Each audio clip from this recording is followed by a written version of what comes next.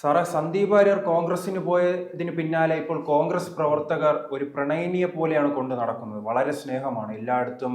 ഇപ്പോൾ പാലക്കാടായാലും തിരുവനന്തപുരത്തും എല്ലാം വരുമ്പോൾ നാം ആ സ്നേഹം കാണുകയാണ്. എന്തായാലും ഈ സ്നേഹം എവിടെ പോയി നിൽക്കും? ഇതിപ്പോ ഒരു വളരെ വലിയ തമാശയായിട്ടാണ് തോന്നുന്നത് കേട്ടോ. ഇങ്ങനെ ഈ കോൺഗ്രസ്സുകാരന്മാരുടെ തോളിലേറി ഇങ്ങനെ നടക്കുന്ന കണ്ട് എപ്പോഴാണ് ഇത് ടപ്പോന്ന് താഴെ ഇടുന്നതെന്ന് അറിയത്തില്ല. അപ്പോൾ നമുക്ക് പറയാം, വീണിതല്ലോ കിടക്കുന്നു ധരണിയിൽ, ശോണിതവും അഴിഞ്ഞ അയ്യോ ശിവശിവ എന്നാണ്. അതിന് വേറെ പാരഡി വേറെ ഉണ്ട്, ലൈൻ ഇട്ടിട്ടുണ്ട് ഓരോരുത്തർ. അതെന്താണെന്ന് ഞാൻ ഇവിടെ പറയുന്നില്ല, അതൊരു ശരിയല്ല. ഈ ഇന്ദിരാഭവനിൽ പോകുന്നു, അല്ല പിന്നെ അതിൽ ചേർന്ന് കഴിഞ്ഞാൽ പിന്നെ ഇന്ദിരാഭവനിൽ പോകണമല്ലോ. ഇന്ദിരാഭവനിൽ പോകുന്നതിനേക്കാൾ മുമ്പ് പാണക്കാട് തങ്ങളുടെ വീട്ടിൽ പോയി അവിടെ നമസ്കരിച്ചു, അവിടെ എല്ലാ കാലും കഴുകി കുടിക്കുകയും ചെയ്തു. ഇതെന്തൊരു ഏഭ്യനാണെന്നറിയാമോ? 2014 നരേന്ദ്രമോദി സർക്കാർ അധികാരത്തിൽ വന്നപ്പോൾ അവർക്ക് ഒരൊറ്റ ലക്ഷ്യമാണ് പ്രധാനമായിട്ടുണ്ട് ഉള്ളത്. അത് തീർത്തുകൊണ്ട് വരികയാണ്. പിന്നെ കോൺഗ്രസ് മുക്ത ഭാരതമാക്കും എന്നാണ് പറഞ്ഞിരിക്കുന്നത്. അങ്ങനെ അന്ന് കോൺഗ്രസ് മുക്ത ഭാരതമാക്കുമെന്ന് പറഞ്ഞപ്പോൾ അതിനെ പിന്താങ്ങി അതിനുവേണ്ടി ചാനലുകളിലും ഒക്കെ ഇരുന്ന് ചർച്ച ചെയ്ത ആളാണ് പിന്നെ ഈ സന്ദീപ് വാര്യർ എന്ന് പറയുന്ന നട്ടലില്ലാത്തവൻ. എന്നിട്ടിപ്പോൾ കോൺഗ്രസ്സുകാരുടെ ഉച്ഛിഷ്ടം തിന്ന് നടക്കുന്നവനാണ്. അപ്പോൾ ഇതിൽ നിന്ന് നമുക്ക് മനസ്സിലാകുന്നത് സന്ദീപ് വാര്യര് ഒരു അധികാരത്തിന് വേണ്ടി പോയതാണെന്നുള്ളത് ഉറപ്പായ കാര്യമാണ്. കോൺഗ്രസിനകത്തൊന്ന് ആലോചിച്ച് നോക്ക്, ഒരു സീറ്റ് ഒരു തർക്കവുമില്ലാതെ അവർക്ക് ഒരിടത്തും പരിഹരിക്കാൻ പറ്റത്തില്ല. 140 സീറ്റ് ഉള്ള ഇടങ്ങളിൽ പിന്നെ സ്ഥാനാർത്ഥി നിർണയ സമയത്ത് യുവന്മാരെല്ലാം ഒന്നാം തരം കലഹം നടത്തുന്നവന്മാർ. അപ്പം ഇന്നലെ വന്ന് കയറിയവൻ എടുത്ത് കൊടുക്കും, അനുവദിക്കത്തില്ല കോൺഗ്രസ്സുകാരെ. അത്രയും തമ്മിൽ പോരും ഉള്ള ഒരു പാർട്ടി വേറെയില്ല. അവർ പറയുന്നത് ഉൾപാർട്ടി ജനാധിപത്യം എന്നൊക്കെയാണ് പറയുന്നത്. ഇപ്പൊ സന്ദീപ് വാര്യർ പറഞ്ഞെന്താ, കോൺഗ്രസ് ജനാധിപത്യത്തിന്റെ സുരക്ഷാ മതിലെന്ന്. ഈ സുരക്ഷാ മതിൽ എന്നാ ഇയാളുടെ ഇടിഞ്ഞ് ഇയാളുടെ മണ്ടയ്ക്കൂടെ വീഴുന്നതെന്ന് അറിയത്തില്ല. അപ്പൊ ഈ സന്ദീപ് വാര്യർ എന്ത് ചെയ്യും? എവിടെ പോകും? ഏത് പാർട്ടി പോകും? അതായത് CPM ആയിട്ടും CPI ആയിട്ടല്ലേ ഇടയ്ക്ക് ചർച്ച നടത്തിയിരുന്നല്ലോ. CPI എവിടെ പോകാനാ? CPI അവിടെ ഉള്ളവരെ തന്നെ എങ്ങനെ എന്തൊക്കെ പറഞ്ഞു നിർത്താനായിട്ട് നോക്കുകയാണ്. ആര് CPI പോകുന്നത്? CPM തീർന്നു കഴിഞ്ഞാൽ CPI തീർന്നു എന്നർത്ഥം. കാരണം CPM-ന്റെ തണലിലാണല്ലോ CPI നിൽക്കുന്നത്. അപ്പോൾ പിന്നെ എങ്ങനെ അവർക്ക് പിന്നെ ആരെ കൂടെ കൊണ്ടുവന്ന് ഉൾക്കൊള്ളാൻ കഴിയുന്നത് എങ്ങനെയാണ്? MM മണി പറഞ്ഞതുപോലെ നിങ്ങൾക്ക് CPI-ക്കാരുടെ എടുക്ക പറഞ്ഞില്ലേ, നിങ്ങൾക്ക് കേരളത്തിൽ എവിടെങ്കിലും ഏതെങ്കിലും ഒരു സീറ്റിൽ ഒറ്റയ്ക്ക് ഒന്ന് മത്സരിച്ച് ജയിച്ച് കാണിക്കാമോ എന്ന്. MM മണി വിടുവായിൽ എന്തും പറയും, പക്ഷേ ഈ പറഞ്ഞത് ശരിയല്ലേ? CPM-ന്റെ പിന്നെ ചവിട്ടും കുത്തുമേറ്റ് പിന്നെ അവരുടെ തൊഴുത്തിൽ കഴിയുന്ന ഒരാളാണ് ഈ CPI എന്ന് പറയുന്ന പാർട്ടി. അപ്പൊ അതിലോട്ടൊന്നും പോകത്തില്ല. പിന്നെ ഏത് പോകാനാ? ഈ കോൺഗ്രസിനകത്ത് കിടന്ന് നോക്കിക്കോ, സന്ദീപ് വാര്യര് പുഴുത്ത് നാറുമെന്നുള്ളത് അതായിരിക്കും സംഭവിക്കാൻ പോകുന്നത്. അത് എന്നിട്ട് ഒടുവില് ഈ ചീഞ്ഞളിഞ്ഞ് നാറി സ്വയം ഇറങ്ങി പോകേണ്ടി വരും. അവർ പുറത്തൊന്നും ആക്കത്തൊന്നുമില്ല. എന്ത് സാധനം കൊടുക്കാൻ? 2026 അധികാരത്തിൽ വരുമെന്നൊക്കെ സ്വപ്നം കാണുന്നുണ്ട്. അത് വരാൻ സാധ്യത ഉണ്ട്.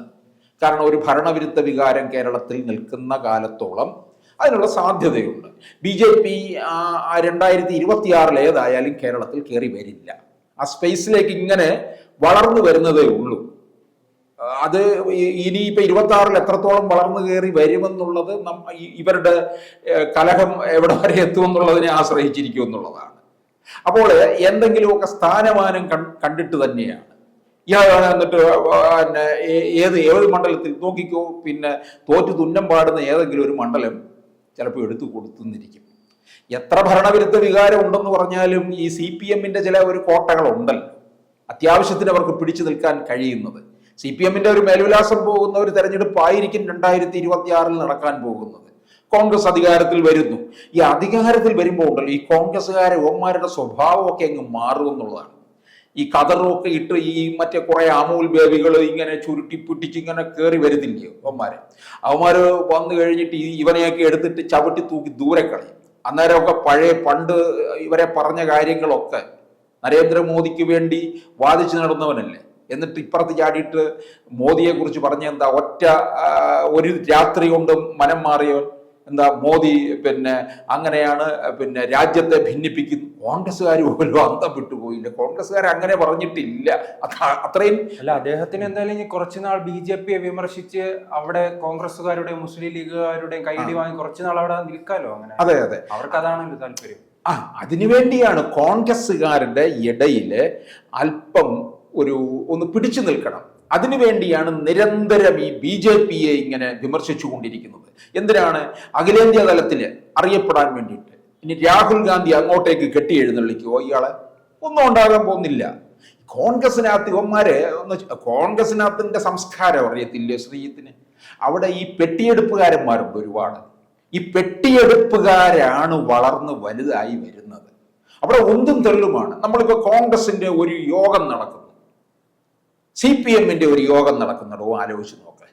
CPM-ന്റെ ഒരു യോഗത്തില് സ്റ്റേജിൽ 4 പേരെ പ്രസംഗിക്കുന്നുള്ളൂ. സ്റ്റേജിൽ 4 കസേര, പിന്നെ ഒരു അഞ്ചാമതൊരു കസേരയുമില്ല. ഈ 4 പേര് മാത്രം കാണത്തുള്ളൂ. അതിനപ്പുറം ഒരാൾ അവിടെ ആ സ്റ്റേജിനകത്ത് കാണത്തില്ല. കോൺഗ്രസിന്റെ ഒരു യോഗം നടക്കുന്നിടത്ത് നോക്ക്, പ്രസംഗിക്കാൻ 4 പേര്, അവിടെ 40 പേര്. ഇവന്മാരെ കണ്ടിട്ടില്ലേ? ഈ പത്രത്തിലുള്ള ഫോട്ടോ എടുക്കുക. ഇപ്പൊ ചാനലിന്റെ മുമ്പിലൊക്കെ വന്ന് ഇവന്മാര് കയ്യും കെട്ടി ഉന്തിത്തള്ളി നേതാക്കന്മാര് പ്രസംഗിക്കുമ്പോഴേ, ഇപ്പൊ ചെന്നിത്തല സംസാരിക്കുന്ന മാധ്യമങ്ങളെ കാണുമ്പോൾ ഇടിച്ചു കയറി ഇങ്ങനെ, പണ്ട് ഈ കൊച്ചു പിള്ളേർ ഈ ഫോട്ടോയ്ക്കൊക്കെ മുമ്പിൽ ഇങ്ങനെ ഈ കൈയും കെട്ടിയൊക്കെ വാച്ചുമൊക്കെ കാണിച്ച് നിൽക്കത്തില്ല, അതുപോലെയാണ് ഇവന്മാർ ഈ മുഖം കാണിക്കാൻ വേണ്ടി. അങ്ങനത്തെമാരാണ് ഈ കോൺഗ്രസ്സുകാരൻ. സ്റ്റേജിൽ ഇരിക്കാനാണ് ആളുകളെ എണ്ണമെന്ന് പണ്ട് പറയുന്നത്. എല്ലാ തെരഞ്ഞെടുപ്പ് കാലത്തും കോൺഗ്രസിന്റെ യോഗ സ്ഥലത്തെ സ്റ്റേജ് തകർന്നു വീണിട്ടുണ്ട്. ഒരേ സമയത്ത് AK ആന്റണിയും ഉമ്മൻചാണ്ടിയൊക്കെ കൂടെ താഴെ വീണെന്ന്.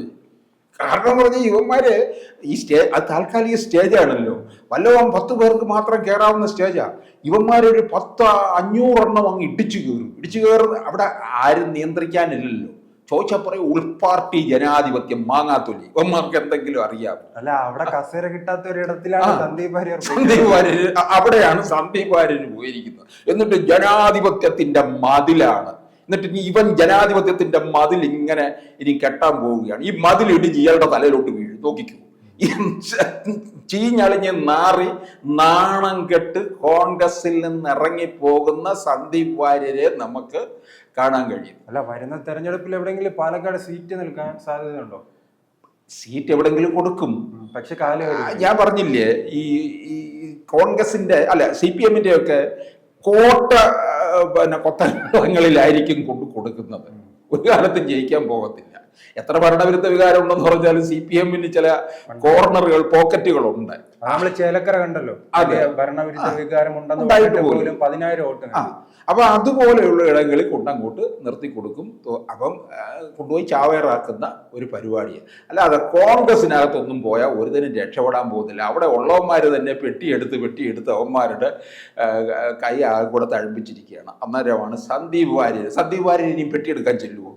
അതും ഉണ്ടാകത്തില്ല. അപ്പൊ നമുക്ക് കാണാം, മതിലിടിഞ്ഞ് താഴെ കിടക്കുന്നത് കാണാം.